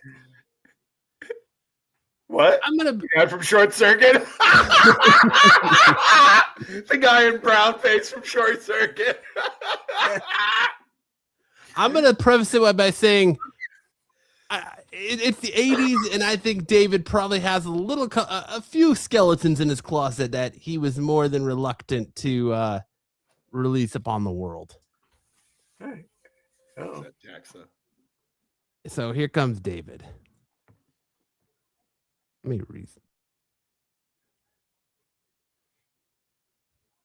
A neuropsychologist, a PhD. But don't let that scare you. I don't bite. Well, maybe just a little nibbles around the ear, never hurt anybody. I work with children with attention deficit disorders. It is not a disorder that you can't work with. There's nothing wrong with these kids. I am Dr. David Stein, but my friends call me Bruce. I tried to swim in high school once.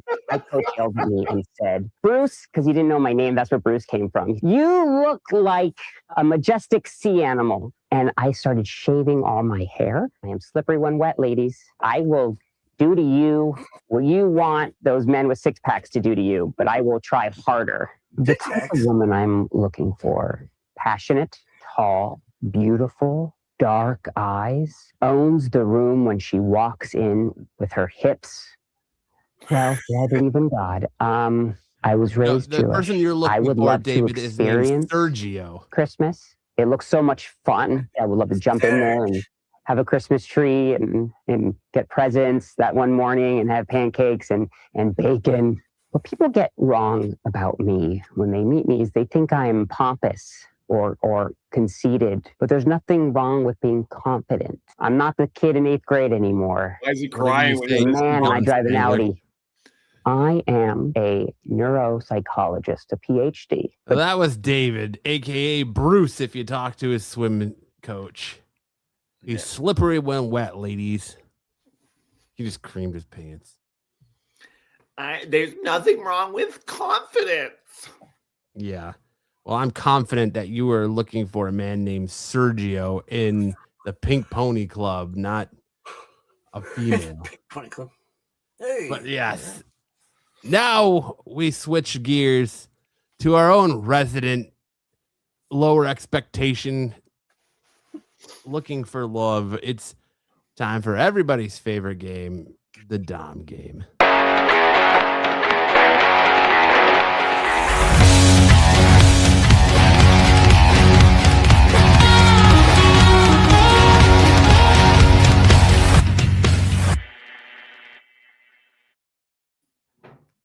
Dom game.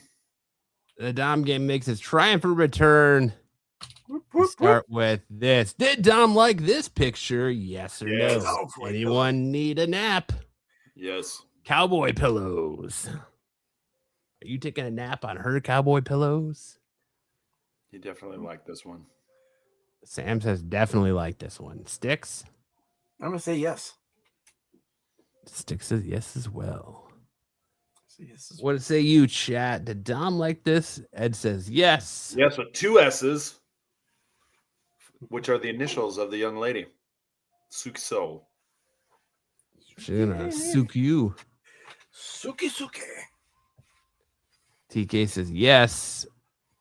Did Dom like this photo? He did. Of course he did. Of course he did. Yeah.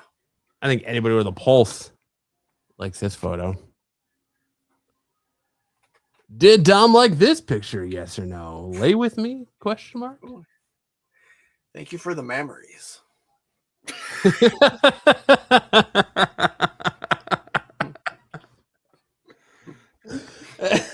Every once in a while, Sticks gets one. You know, he doesn't have to say a lot because what he says has impact. Oh, man. I'm going to say yes. Sticks says yes. I am going to say this is a Tyson. I'm going to say Tyson. Ooh, Sam thinks it's a Tyson. It's the swerve. Did Dom like this photo? Probably David Aki. It was a Tyson. Good call, good job, Sam. Good job. I like how they've got multiple shots here, right? The last, she's got like a book here. So the first shot, and then we get this next shot. Yeah, that's nice. They are pretty dirty. Do you want to lick them, Sticks?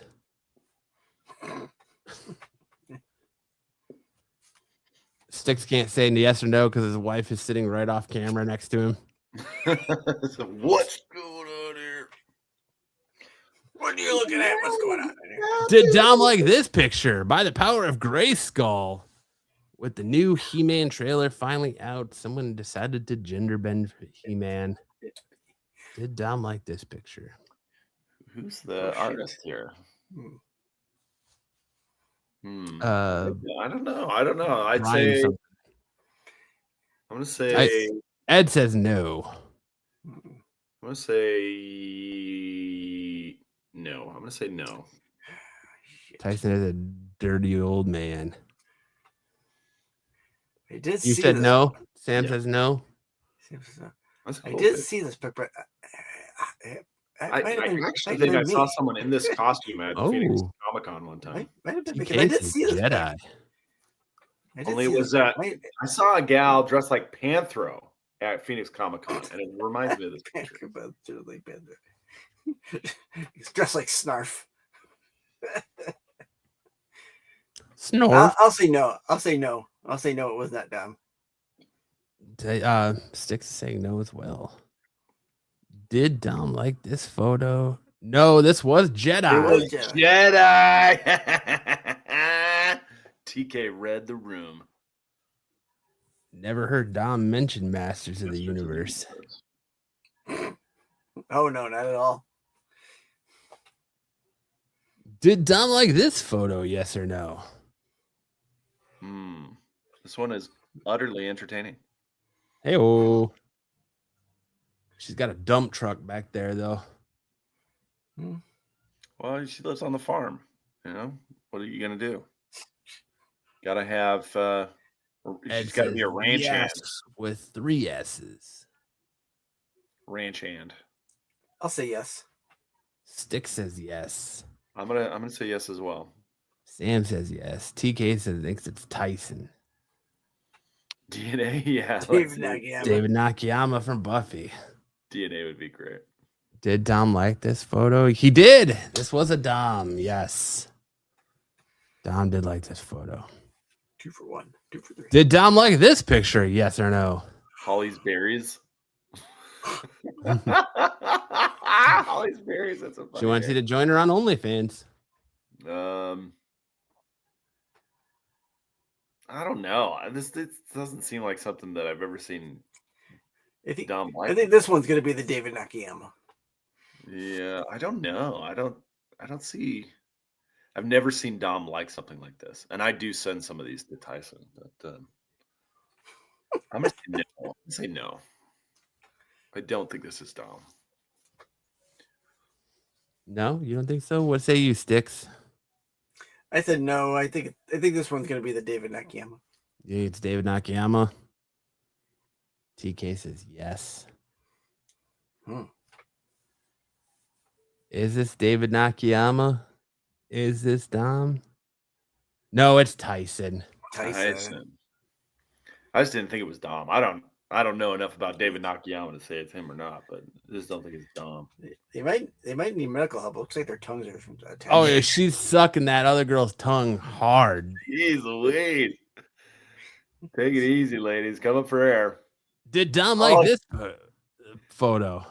Your dad was a party boy. This is vintage. This is some vintage stuff. Yes, I don't this know. like an old pic, doesn't it? It is vintage, like Sam said. I don't know. I don't think this is Dom. I don't think so either. No. Do you have a guess on who it would be? Who in our circle at Renovision likes old vintage? I don't know. This does come across my feed. Oh, maybe Joe. Was it Dom? No, it was Joe. It was Joe. Joe. It was Joe. And did Dom like this picture? Yes. This is a yes. This feels like a Dom. This feels very Dom. Because it feels very AI. Yeah. Yeah. Exactly. Sticks. Joe. Hey, Sticks. Yes. 4 S's. 4 S's. We're getting a lot of S's out of this one. All right. TK says yes. Did Dom like this one? Yes, he did. This was a Dom. Yes, This was a Dom.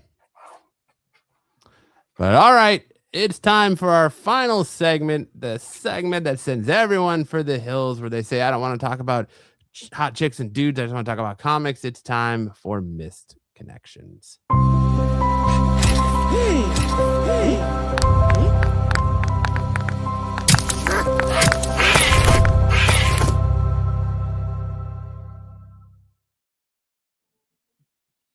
There's an echo that makes it feel like we're in a stadium. Kick us off. Mexican guy. After working out at Planet Fitness in Clinton, I'm looking for a grandpa or older dad to give me a blowjob naked in his car. All sweaty. I want him to milk me slowly. I'm 25.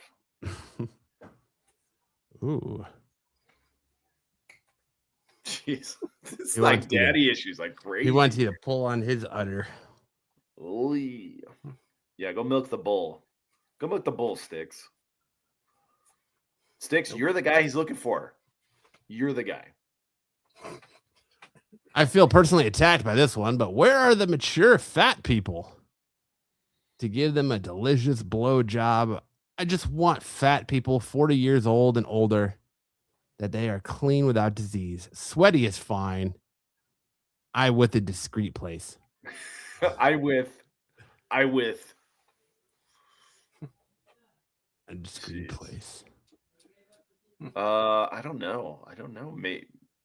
Have you seen Sticks? He doesn't go to the gym.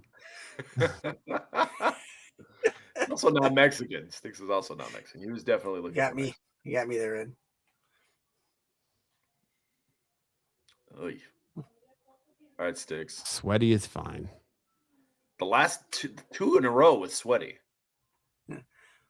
Lost buddy in South KC, Grandview. Lost your email. Was going to come to your house tonight, and we were going to spit shine your swords. If you see this, hit me back with your pick of your sword, so I know it's you. Oh my gosh. He doesn't care. He doesn't care whose sword it is. Trolling. He's trolling. This has Hawk to a girl written all over it. small tool. Looking for experienced dude to polish my small tool. Looking for now and not later. I think him and Lost Buddy should connect.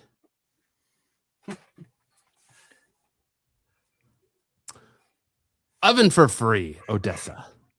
Oven for free to use, warm inside. I also have facial hair. That took a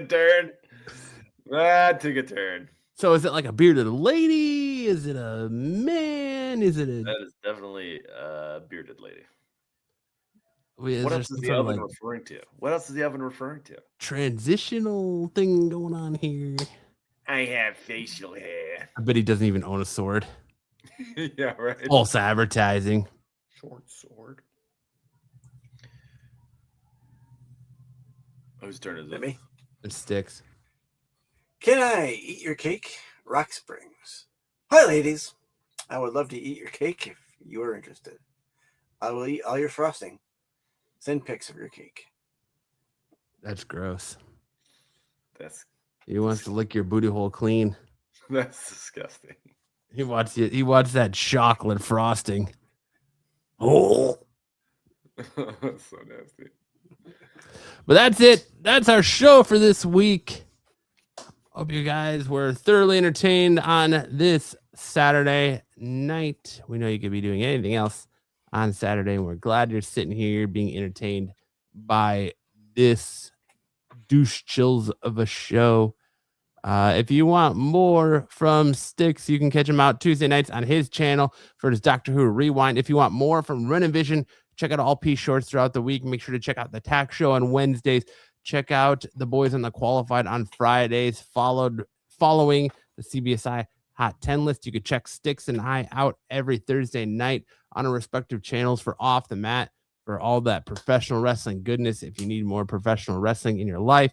And that brings us right back here to Styx, Sam, and I next Saturday night, right here on a brand new episode of Saturday Night Special. In the show with the Instagram guy that you started a show with. What? Talk to Text sucks. Okay. All right. All right, great. Nice.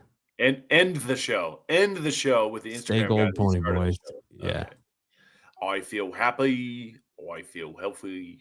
I'm a human being. On that note, Sam, take us out with some words of wisdom. The happy, healthy human being guy reminds me of a little word of advice, which is that if something goes without saying, because it's obvious, when you say it, it implies the opposite is true. So if you are obviously a human being and you tell everyone you're a human being, it actually implies you're not a human being. So just keep that in mind. On that note, Styx, who's also been alive for 5,000 years, is taking There can be only one. his Flintstone chewables as we speak. That's what all the wrestling is in the background. So on that note, that's great advice. Have a great week, everyone. We'll see you back here next Saturday night. Either you've got me confused with somebody else or this is a joke.